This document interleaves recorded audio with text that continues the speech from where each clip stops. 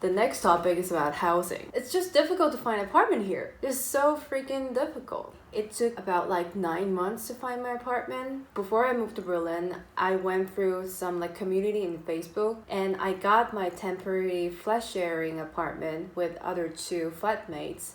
And I lived there for 6 or 7 months. And then I started to actively looking for my apartment. I found my apartment in 2 months probably. And then I moved here. A little bit of background on why it's so difficult to find an apartment in Berlin. They have what's called permanent apartment contracts in Berlin. And when you have a permanent apartment contract, your rent never increases. Some people have apartments, from 20 years ago that they're only paying a couple €100 per month for. These legacy apartment owners have no reason to ever move because if they did move, they would have to pay the new rental price. So it creates this situation where people in Berlin don't ever want to move. So the supply of available apartments is so low that when you are looking for an apartment, you have so few to choose from. And on top of it, Berlin is getting more and more popular and lots of foreigners want to move in. In my company, there are many also foreigners who relocate to Berlin, and most of them started with their temporary apartment, which is way more expensive than the current local market price. Apartment hunting is extremely difficult in Berlin. You need to budget yourself, I think, at least 6 months. I will also leave links that might be helpful to you just to find the temporary or a flat sharing apartments. It's most likely in Facebook. You have to make sure that there are lots of also scammers.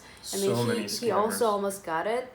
Just be aware to think more thoroughly, would this be the reasonable choice or not? Never pay anyone anything before you move into an apartment. There is no such thing as having to pay for a showing, having to put a deposit on an appointment. Right. There's no such thing. If somebody is charging you any money before you even see the place or before you even get to see your contract, it's a scam.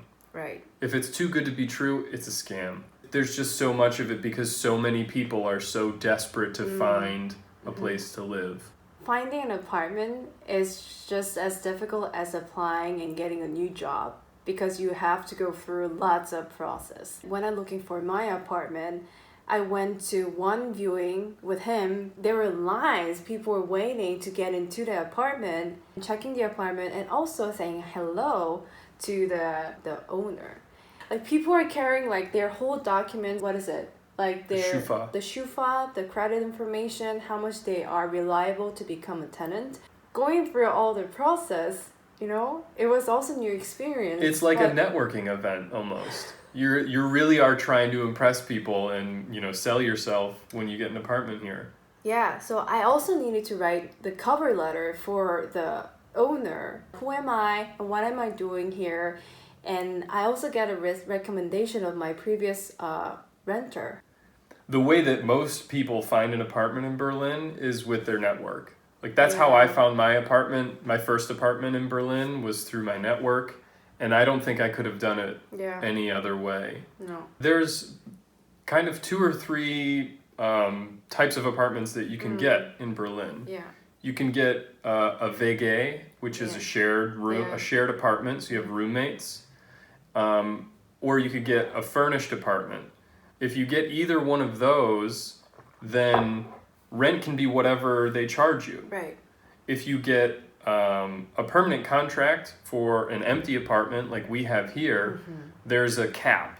There's a limit to how much the owner is allowed to charge by law for rent. You save a lot of money if you can find an unfurnished permanent contract apartment. Right.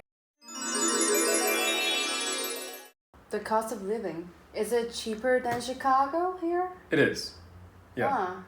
Can you share the number? How much is rent is cheaper? So our apartment here is 35 square meters. Yeah. It's 1 room. Yeah, a studio. So €565 for 35 square meters. I think if this apartment was in Chicago, it would cost about $1,000. How much do you think this apartment would cost in Seoul?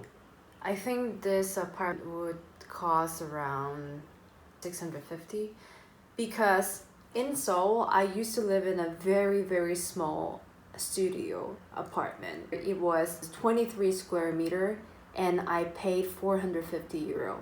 I live in a so tiny apartment and now at least, I have enough space to live. So I think the cost of living, especially housing, like renting, is relatively cheaper than Seoul, I would say. It is cheaper than Chicago, I can say that with certainty. The way that heating works for your apartment in Germany is that you pay the same, and then at the anniversary of your move-in date, the gas company will look at your consumption and they'll either give you a refund or charge you for the over-under that you paid during the year. So right now we're living in a newly built apartment compared to the Altbau, which is old house or old flat. The energy cost we're spending is around right now €60 per month. So in my last apartment, it was an old building. It cost a lot of money to heat. It was very inefficient. I paid about 120 euros per month. I think I got like $800 back. Yeah. So it ended up being like 95 euros per month. Mm-hmm. I think groceries are a little bit less expensive, but energy is more expensive. I have lots of things to say about groceries. I think groceries are relatively cheaper. So maybe the best thing to do is just to look at a random month from last year. Yeah. So I'm looking at September right now. Yeah. And I spent 554 euros in total on food. 330 of that was at restaurants and 220 of it was at grocery stores. Of that 220 euros, 2/3 of it was meat, bread, fruit, and vegetables, and then the other third was things like alcohol, snacks, like frozen pizzas, things like that. I want to give you an apple-to-apple comparison, but I don't think that's... Well, how much does an apple cost?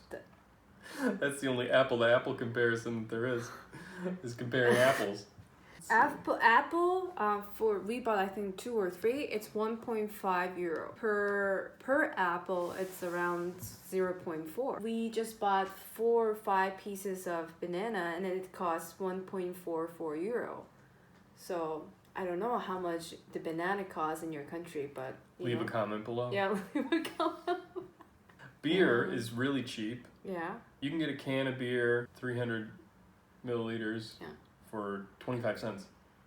In Germany, anything that comes in a can or a bottle also comes with a deposit. If you buy a bottle and it has this sign on it, then that means that you're paying a deposit. So plastic, which is what this is 25 cents per bottle. Cans are also 25 cents and glass bottles are 8 cents.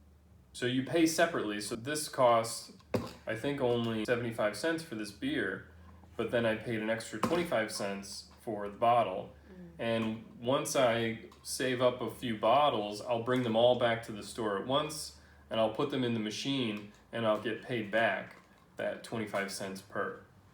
The groceries, the price can be varied, like which market or stores that you're going to. For example, we sometimes go farmers market, which is much more fresh and has much more better quality than compared to the normal store, and that costs quite a lot.